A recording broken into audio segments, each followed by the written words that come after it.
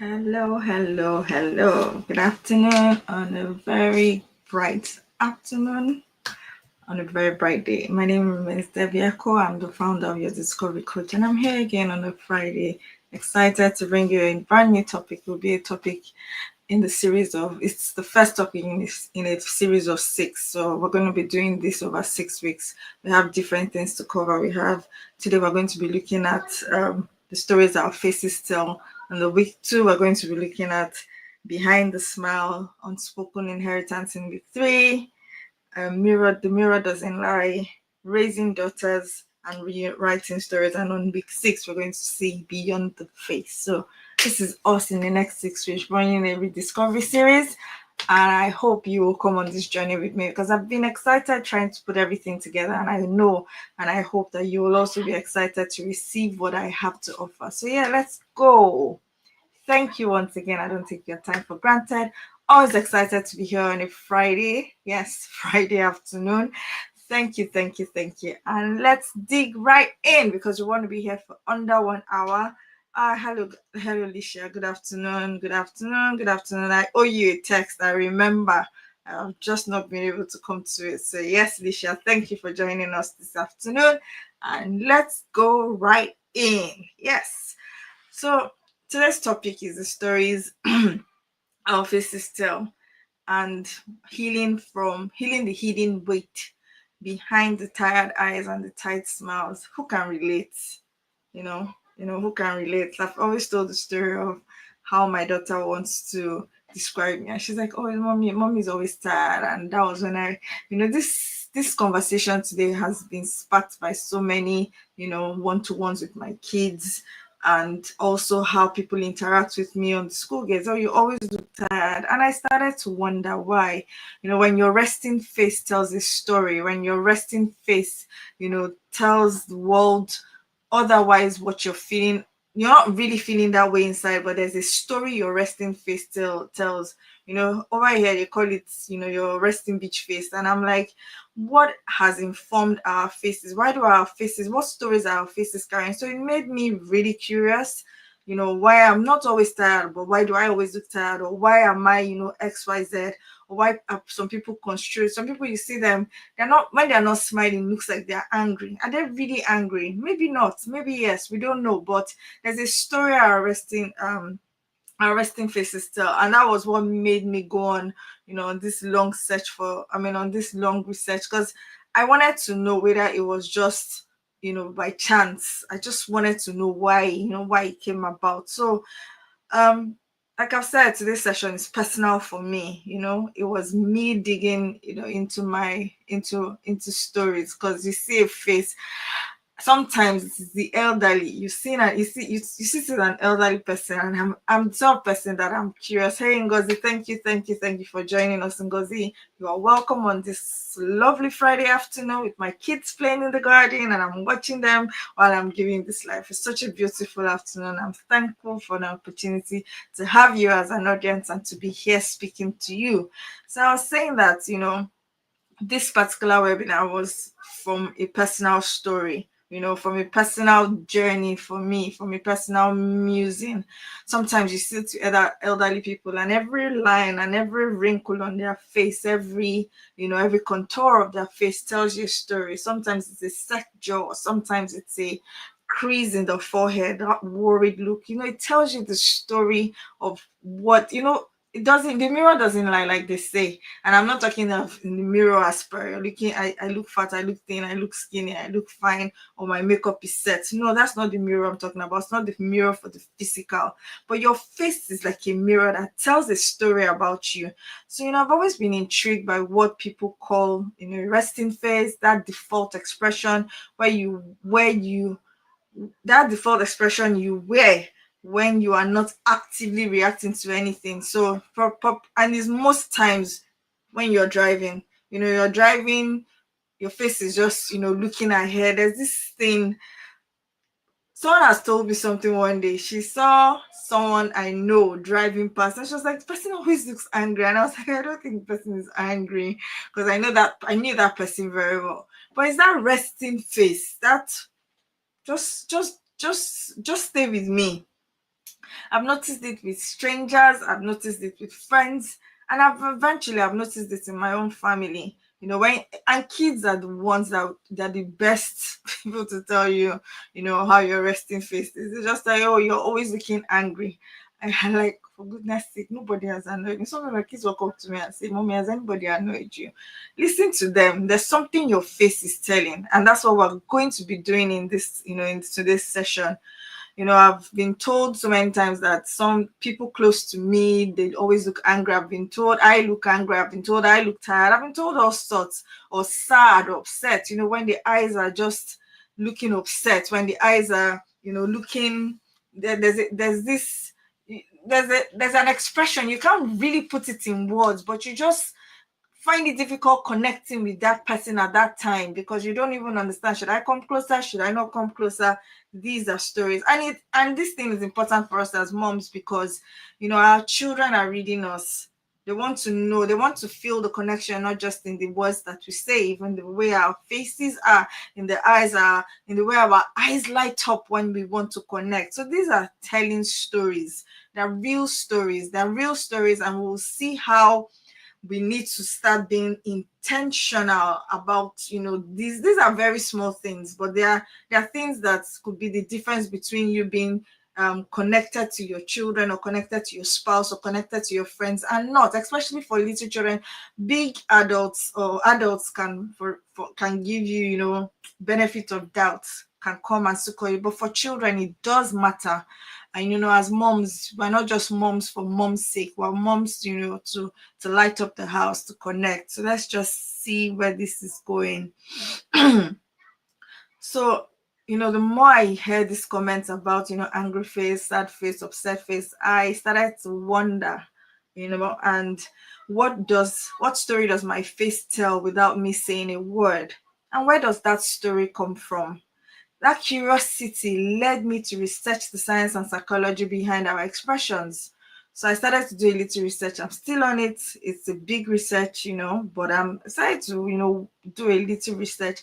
And what I discovered changed how I see myself, my family, and the women I coach. So before we go further, take a moment right now and notice your face. If you have a phone with you, bring out your phone. Just, if you don't have a mirror, just bring out your phone, go to the camera. And what does your looking at my face, what does your resting face tell you? You're not, don't pose for any picture.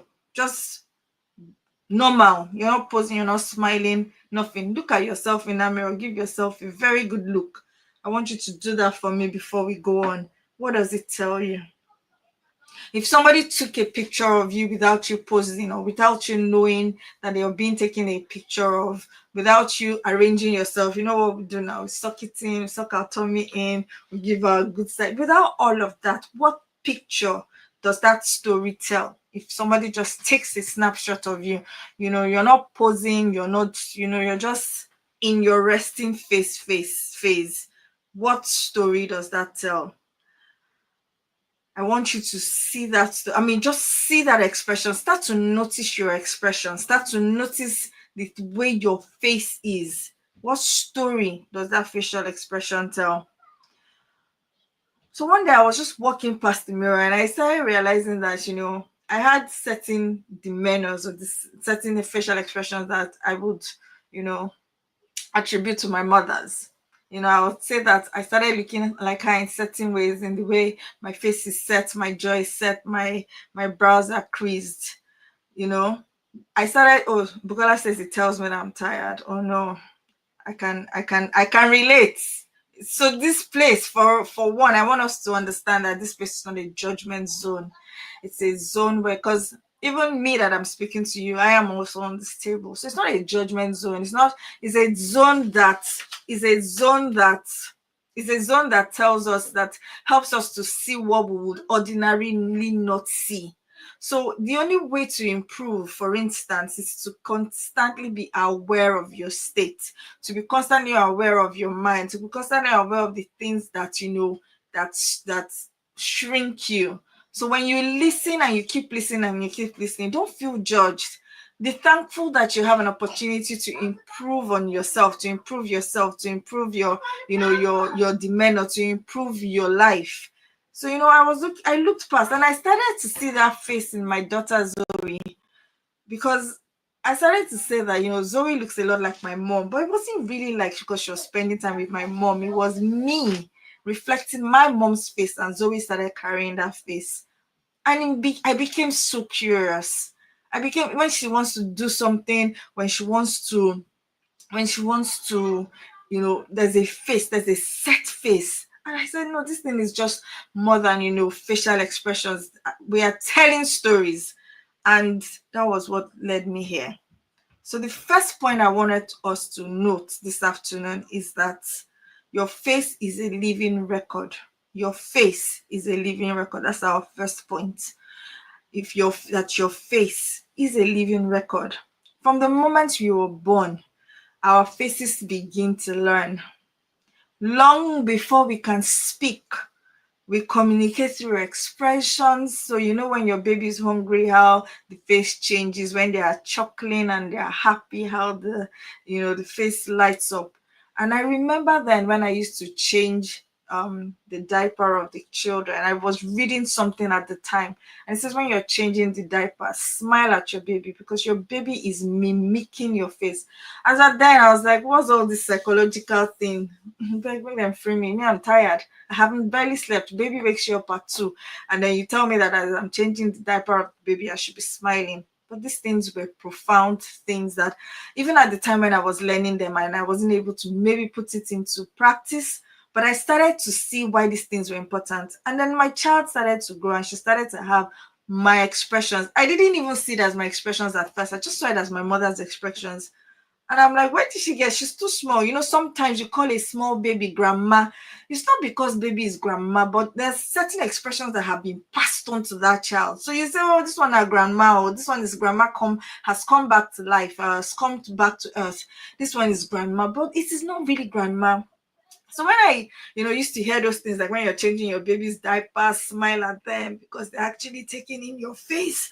They're taking in your, they're taking in your emotions. They're taking in who you are.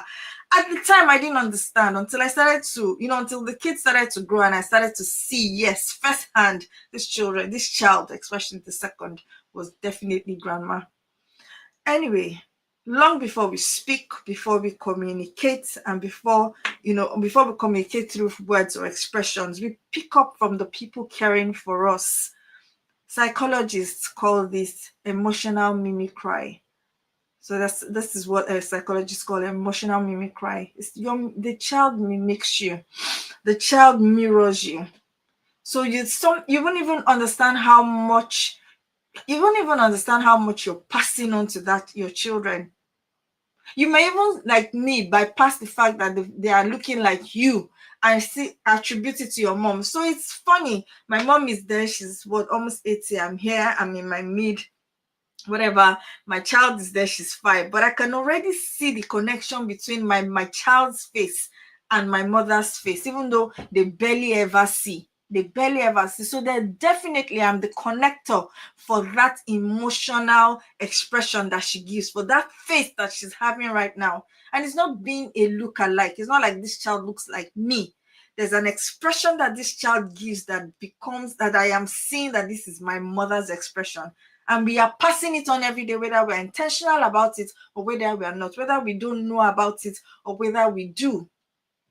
So in the children's early years, our caregivers' faces are like emotional mirrors. If they often look tense, guarded, or watchful, our little faces start to echo these shapes. So what emotional story is your face saying?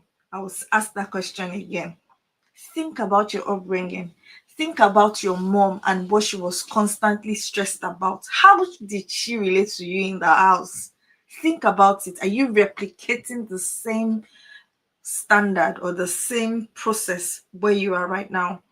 You may have been intentional about so many other things, but are you even intentional about your face and what story it is telling the children and what inheritance it is passing on to the children that you have?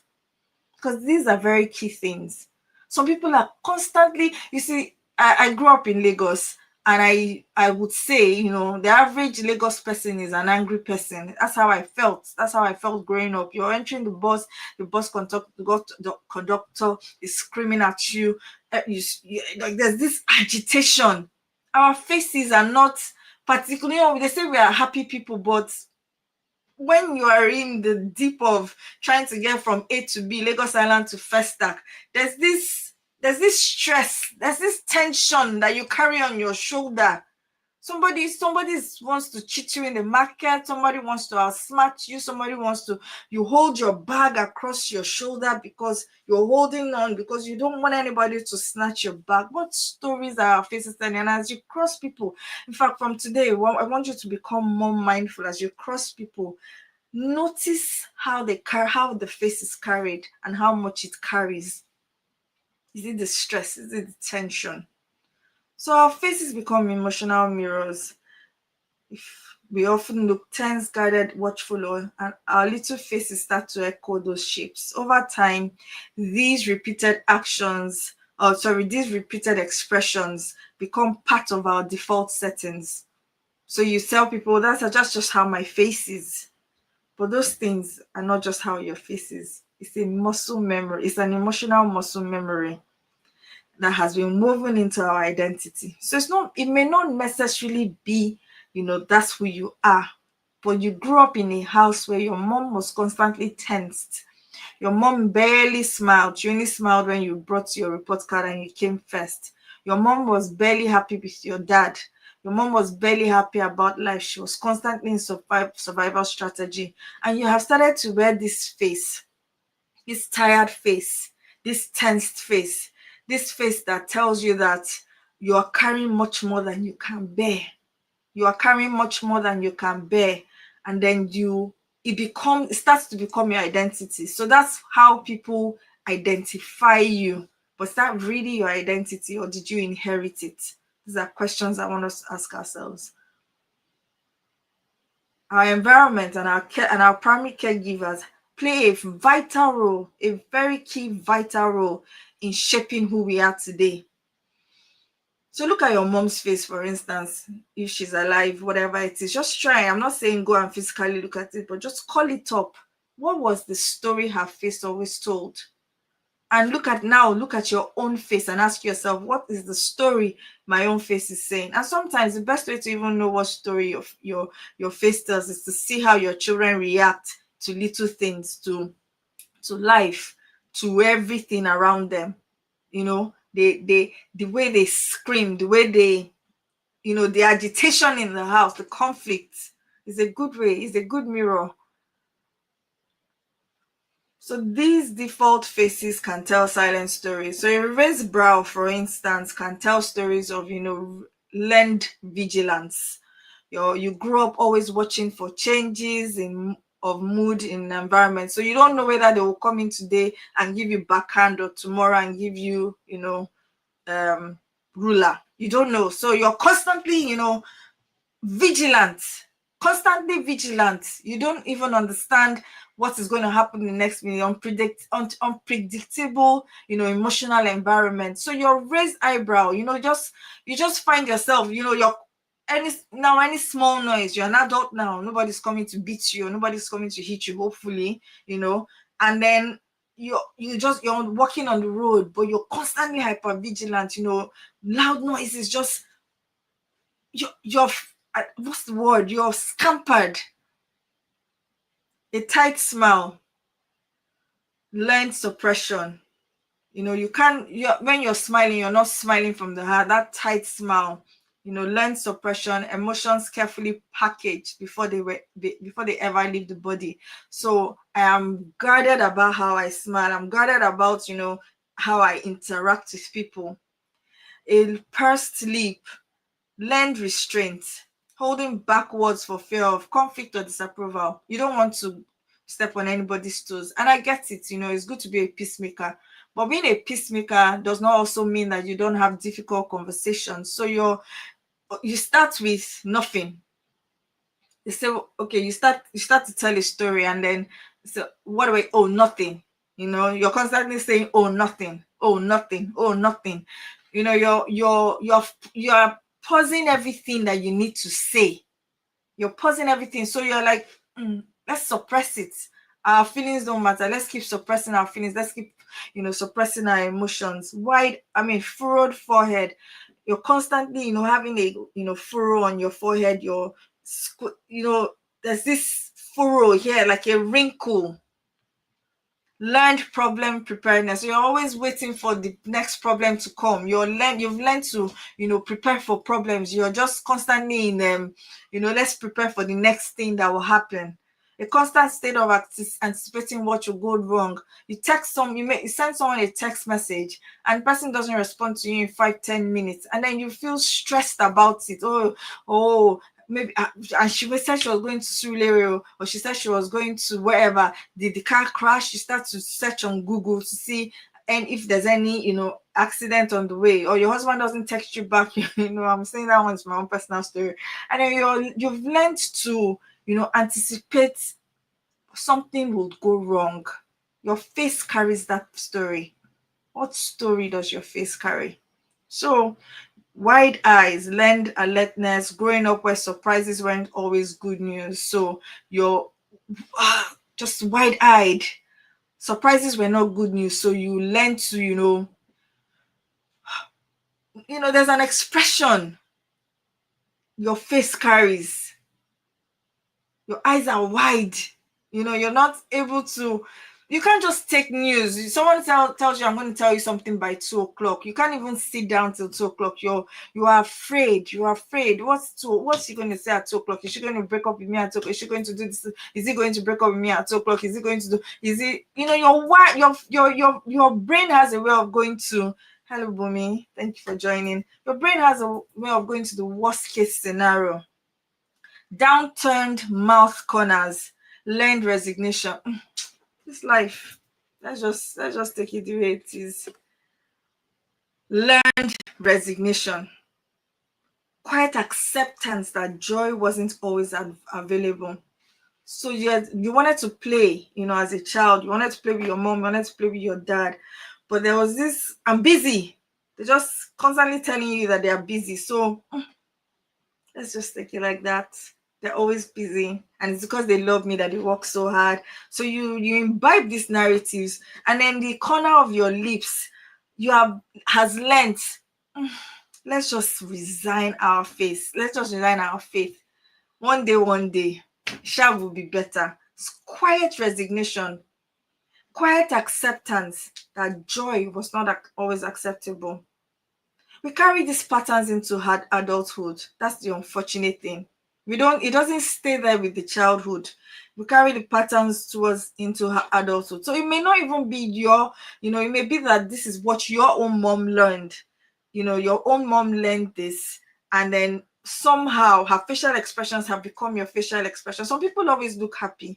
They always look happy. They always have this smile on their face. That's their face when you see them. Some people not. But there's a story your facial expression gives. There's a story. Are you always looking sad, tired, dejected? This is not a judgment call. It's just a call for you to stand in front of the mirror more often. Notice where the pressure is. Notice where the tension in your body. Trauma is stored in our body. The body keeps the score, as Bessel, says in his book. But we need to be aware, because it starts with, you being aware, you understanding. It's a muscle memory, and the good thing about muscle memory is that it can be unlearned. So you've learned to have a facial expression that doesn't attract attention per se, or doesn't attract, some people, you want to be around them because of the jolliness of their expression, the joy. So some people are like, let's just, let's stay at arm's length. Now we're only trying to say this is particularly with our kids, how much of our facial expressions are keeping us, not having a good relationship with our kids, being strained, having strained connections with our kids. Our kids are afraid to come closer because mommy always looks XYZ. These are questions. They're just probing questions. We're going to be looking more, in the weeks that come, but these are probing questions. There are questions you may not sit down and ordinarily ask yourself, but there are questions that when you start to get intentional about, how I started, for one, me, for instance, I also started noticing how much, tension is in my shoulders. I started to become more, mindful about how, my body, I store energy in my body, because energy is contagious. Energy is what would attract more to you. That's the truth. You should attract more connection with your children, to attract more connection with your husband. If you're doing a business, if you're in school, whatever it is, energy is what attracts more for you. So if you're storing negative energy in your face, you're storing negative, and as I'm talking to you now, I'm even looking at my face, because now I'm even wondering how, I'm not, maybe that's why there are only few people that listen to me. I started to, you know, okay. So Bumi said, I was asked yesterday why I always look serious and take everything serious by my son. So these are the things. And I love these kids, oh. I love this generation of kids. Me, ask my mom those days. I wouldn't have got off it. I wouldn't even live to tell the tale. But you see, our children are able to ask us questions. Our children are able to pinpoint things to us. My child has also, asked me so many times, Mommy, are you angry? And at that point that she was asking me, are you angry? To be honest, I was just not angry. I wasn't. But you see, if we're not conscious about it, we don't even know what we are, the emotional inheritance, the emotional facial inheritance we're passing to them. Also, we don't know that we are not even, it's a message. It's bigger than just how you look. It's a message. So being intentional about this helps you, to understand what message are you giving to the world. Somebody walks into a place and there are two people seated. They will go to the people that, they can draw energy from, they can draw life from. That someone is sitting down on one side looking all uptight and, studious, and the other person looks friendly and approachable. If two of them were in business, everyone will run to the one who is, friendly and approachable. And this is why this topic became so important for me, because it's simple ways. We don't know how, we give out energy that is not, and then you're wondering, why am I not doing well per se? But the energy you bring, with your face, in the house and all that, these things matter. So this is a little activity I would like you to do. If we've done it already, and someone said she felt she looked tired. So take a selfie. Don't pose. Don't pretend like if it's just you're caught unaware. Take a selfie and look at your natural resting face. Notice the parts of your face that seem to hold the most tension. Your forehead, your mouth, your jaw. Some of us have this look. I've seen people who have this look of, I don't know how to even describe it. There's a set jaw. So the person doesn't look approachable and friendly. Obviously, when you start to talk to these people, you realize that these people are so nice. But have you gotten those comments that before I started talking to you, I used to think that you're not very nice and friendly? I've gotten it once. Notice the parts of your face that seem to hold the most tension. Notice your forehead, your mouth, your jaw, and even your eyes. Your eyes also tell a story. Are your brows raised? Are your brows raised, or are they furrowed? Is your smile tight, or is it relaxed? Are your lips pressed together? You want to smile, but there's this tight smile. I won't say what's coming to my mind when I think of pressed lips, but we get that a lot on this side of the world. So you think somebody's smiling at you, but if you look, it's just 1 second smile, and then they've gone back to default. I won't call names, I won't call race, but I have experienced that here. We Nigerians can go from one extreme to the other. Yeah, how are you? How are you doing? And then we smile, but here you just get Yeah. Do your eyes look wide and alert, or are they a little guarded? What you see there might not just be your face. It might be years of learned expression. It might be years of learned expression, like we've said earlier. It could come from even you watching your parents or your mom, especially how she handled life, how she handled situations, how she handled whatever life handed over to her. So you've learned to express the way your mom has expressed herself. Your mom, on the other hand, have learned to express the way your grandma had expressed herself. So it must just maybe just be learned expressions. These patterns are often hand-me-downs from our family history, passed on without a word being spoken. Now, at the end of today, I want you to understand I want us to understand how we can soften and shift those patterns, not by faking new expression. I'm not going to teach you how to fake new expressions, but by freeing the emotions that shaped them in the first place. So this place is about freeing emotions. This gathering, when we come together, when we talk together on a Friday, it's not judgment. I have said that already. It's freeing emotions. The freer you are, the more you learn about yourself, the more you are in tune with what makes you tick, or what makes you, mad, or what makes you whatever it is.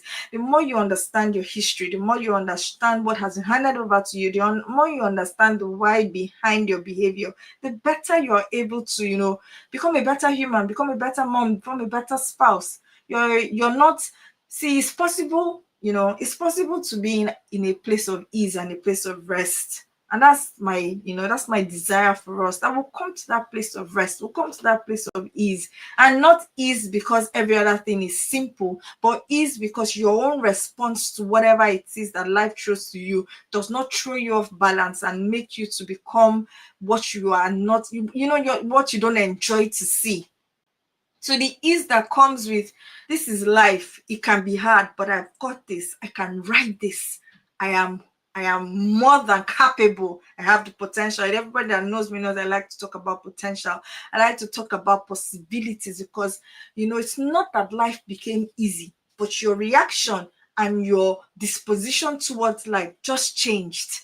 And then starts to become easier. So you don't have your stress points, you know how to deal with them, you know how to counter them. And that's the desire I have, as I do this Friday lives, as I do this coaching, that will come to that place where life may not be easier, but your response and your perspective will make everything easier. Another point we want to talk about, I have only 30 more minutes, wow, is, now that you have had a glimpse of the story written on your face, here's the thing: your face isn't frozen in time. It's not frozen in time. Anything you are, anytime you say, I've had enough and I want to change is possible. Every look, every furrow, every half smile is active. It's just a record of where you have been. It's constant broadcast of how you've learned to navigate the world. So that's the past. And if history can shape our faces, they can also be reshaped by our healing. I would say that one more time. If history can shape our faces, they can also be reshaped by our healing. Let's talk about how these tiny muscles keep telling the world about emotional truth, and how to rewrite this truth from the inside out. Our faces don't just tell the world what we are feeling right now, they also carry echoes of what we've been through. Trauma, grief, chronic stress, they don't announce themselves in words, they live in the body. And the face is one of their favorite hiding places. You know, if you see an unhappy person that was unhappy throughout their life, in their old age, there's this scowl that they carry around them. Some elderly people look scary, I'm sorry to say, but you look at them and you're like, oh my God. But there are some, you see the happiness and the satisfaction that they have carried in their lifetime. You see it in their old age. There's a joy. I know this couple, there was this particular couple, we used to go to their house for what's it called? Bible studies. And they were very elderly, so they didn't want to be the ones to go out. So they said, come to our house to have Bible study. They're such a pleasant, they've had troubles, or they talk to you about their troubles, talk to you about their life, but you can see that their life was happy in the way they're in their 80s, the way they still play with each other, the way they joke with each other. There's a delight. The guy has a rosy cheek. He has a very happy face. I can't go whenever I go there, and I'm really stressed because I've taken kids to, I've taken kids to this place. So when I go there, there's this thing I carry on my shoulder that I've carried on my shoulder. I bring it into their presence. I drop it down because that's how they are. They are happy people. There's some elderly people, I'm sorry, but you can't be that happy in their presence. They talk about Basenjo, they talk about Yaradua, they talk about Tinubu, they depress you. But it's not that the depression started now. It's the depression, they have never really been happy through life. No, I beg to differ. So their faces carry this, I am worried. I am stressed. I've carried the whole world. I've raised 10 children. I've raised 16 children. Their face carries stress and burden. Stories. And we are what? We are still, young. I'm still very young. I don't care what anybody says about me, but I'm still very young. We have an opportunity to change the story. So let me go on. As trauma expert Bessel van der Kolk says in his book, The Body Keeps the Score, our bodies register the stresses and the joy of living. They respond by tightening muscles, altering breathing, and shifting posture, often for years after the event. Think about that. Years after the original wound, the body will still be bracing for it. So on the face, that might look like a tightened jaw. It might look that's been clenched since the days you had to keep it together. So you tighten your jaw. There's you always feel the pressure in your jaw. Keep it together so that furrowed brows that speak of decades of anticipating what might go wrong, or weary eyes that aren't just tired from lack of sleep, but from carrying unspoken burdens, compressed lips, signaling the habit of holding back opinions or emotions for safety. This isn't just muscle habit, it's a survival memory. So your brain, your body is saying that we need to survive. So let me help you. Let me help you remember how to survive. Somatic therapist Pat Ogden explains that habitual facial expressions often mirror the protective survival responses we developed under stress. So if you grew up in an environment where speaking up was risky, your face might have learned the stay small look. Just stay small. I don't even know how to describe these faces, unfortunately, but I know you know what I'm talking about. Just stay small, there's this slight tilt of the head, humility, just stay small, soft gaze, close you can't come into a place and speak loud. You're afraid of speaking your feelings or speaking. You come into a place and you are scanning for other faces to see, am I really wanted here? So when you don't feel comfortable and you don't feel wanted, and you just find one corner at the back, and all sorts of things. Or you might decide that you want to help everybody, clean in the kitchen, just because you don't want to interact in the larger room. It could be anything.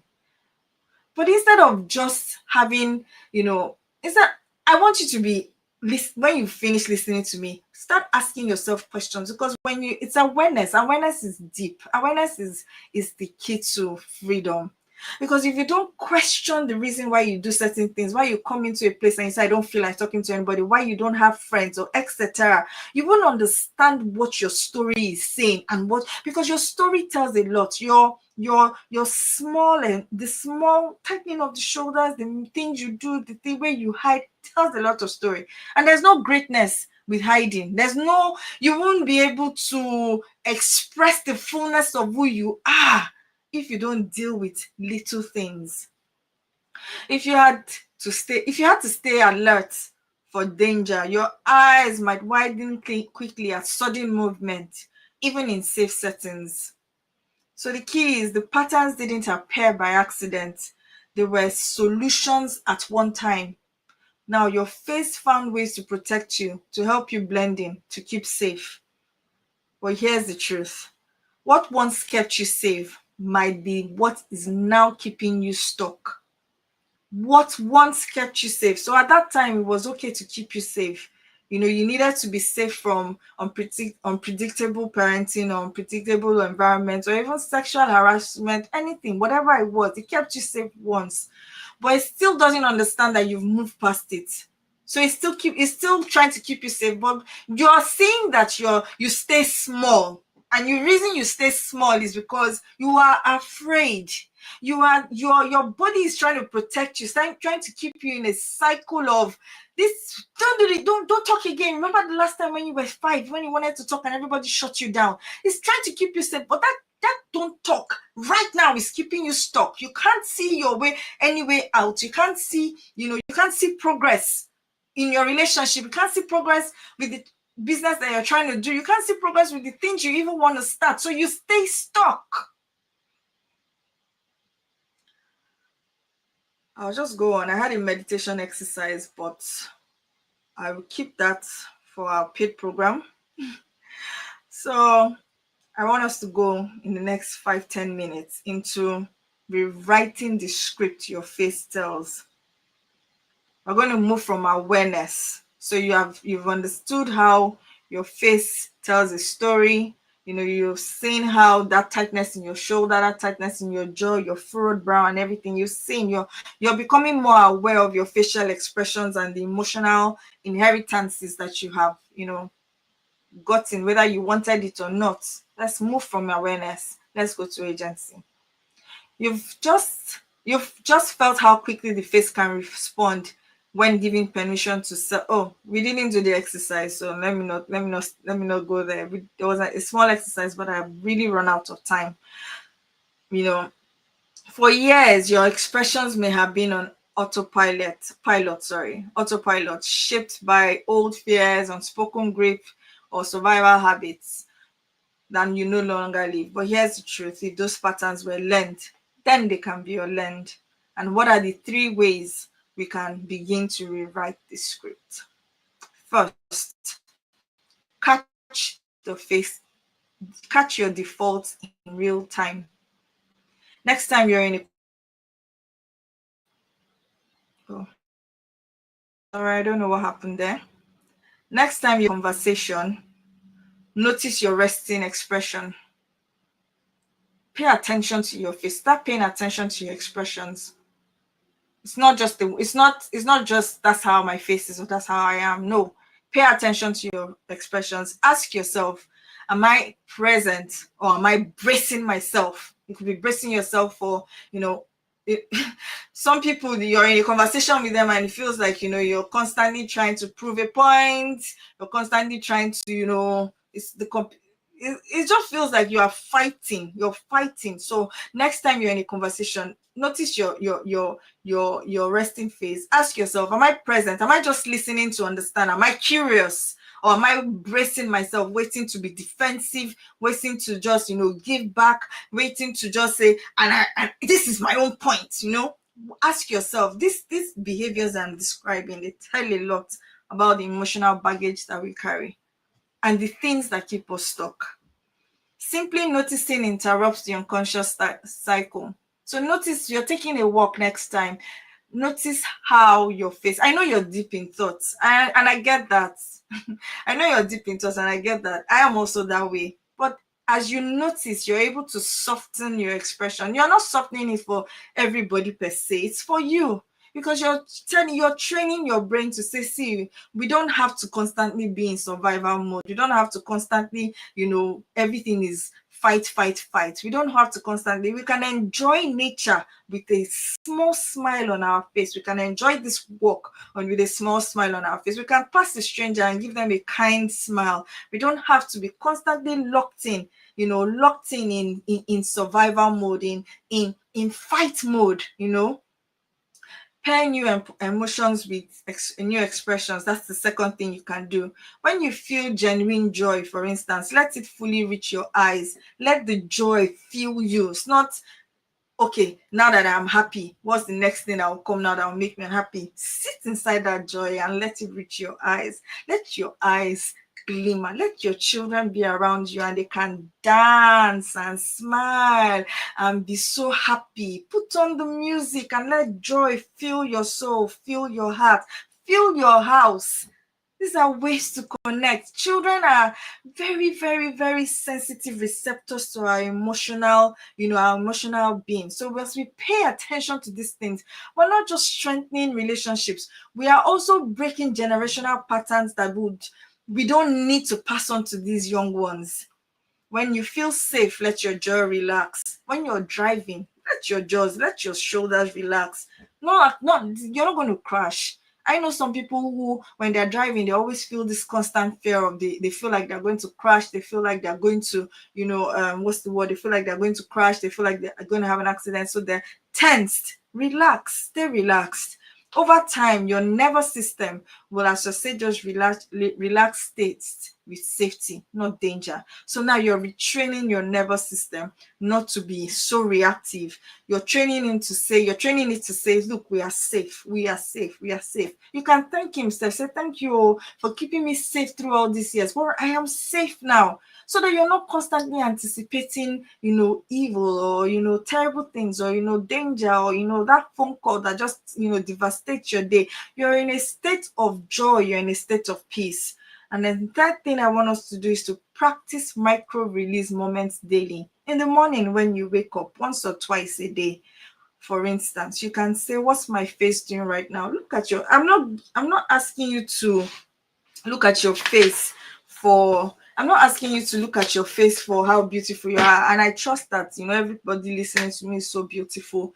I am beautiful, you're beautiful, but beyond the beauty, what is your face saying to you? So when you wake up in the morning, don't look for that beauty. I love that beautiful face. I even want to see the beautiful faces, but what is beyond the beauty? What is it saying? Start to notice. Do an emotional check-in. What's my face saying to me right now? What's my face saying to me right now? What's your waking thoughts? This thing came to me powerfully, during what are your waking thoughts? Do you wake up with hope and enthusiasm and there's so much hope for today? You wake up like, okay, what's going to happen again today?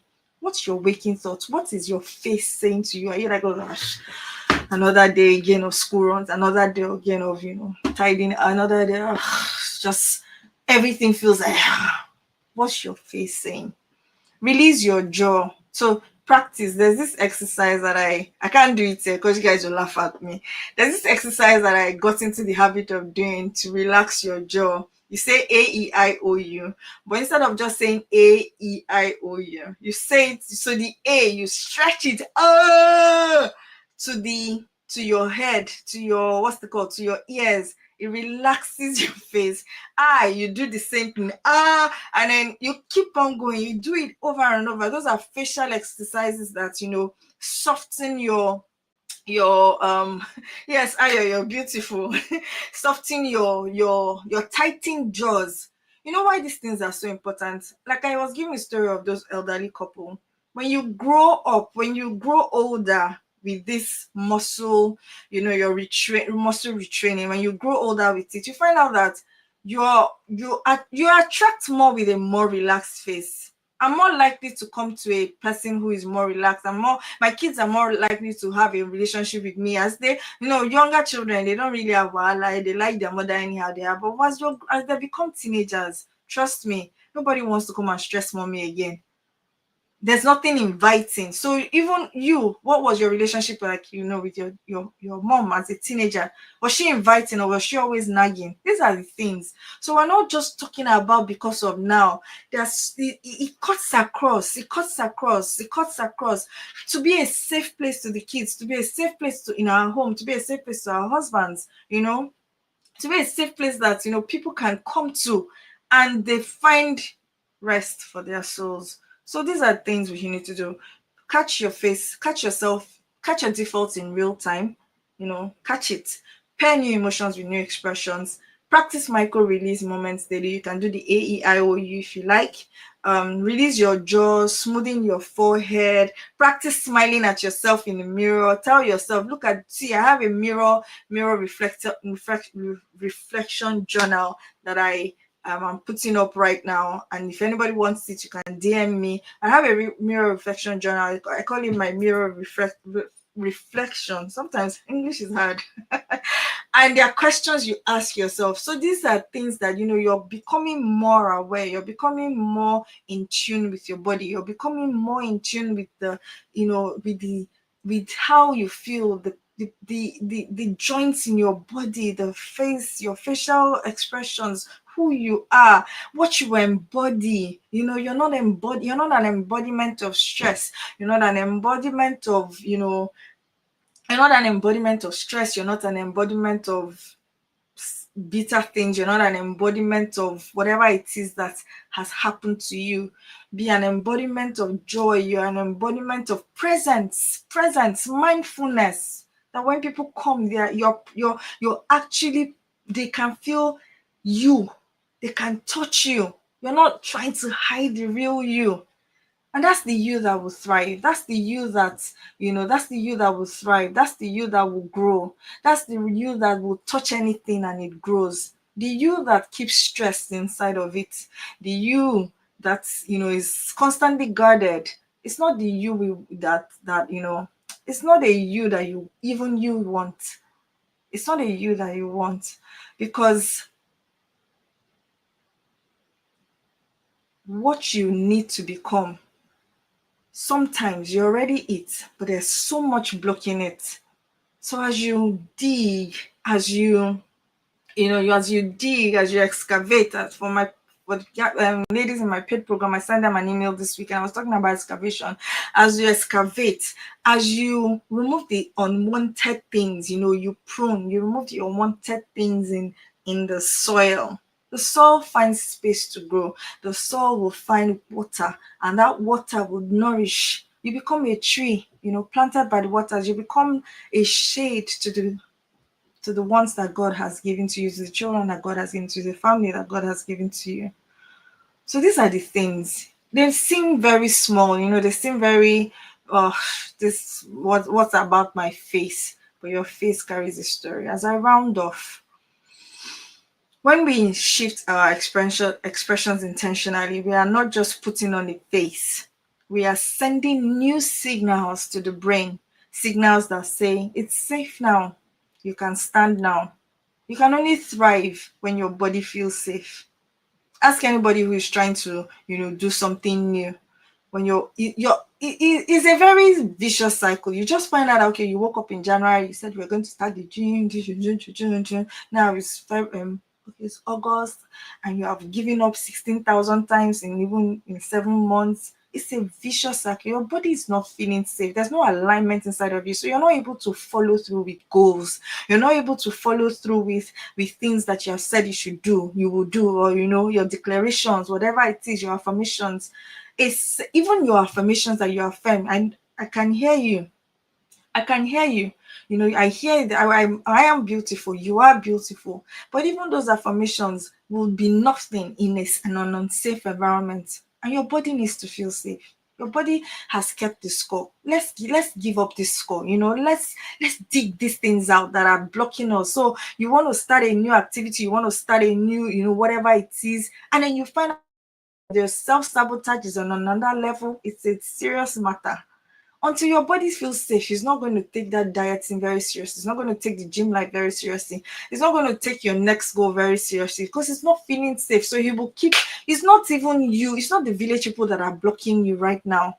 It's telling you, I'm trying to keep you safe. So we're sending signals, small ways, sending signals in small ways, saying that it's safe now. You can stand now. You can go ahead now. You don't need to keep me safe anymore, because you're keeping me safe, you're keeping me stuck, you're keeping me small, you're keeping me guarded. I'm not able to come out to do the things that I need to do because I feel guarded. I feel stressed. I carry stress on my face. I carry it on my shoulder. I carry it in my legs. I'm not able to move. There's so much heaviness. So it's time. And as we do this, 6 weeks, 6 weeks rediscovery series, we're going to see it in so many ways.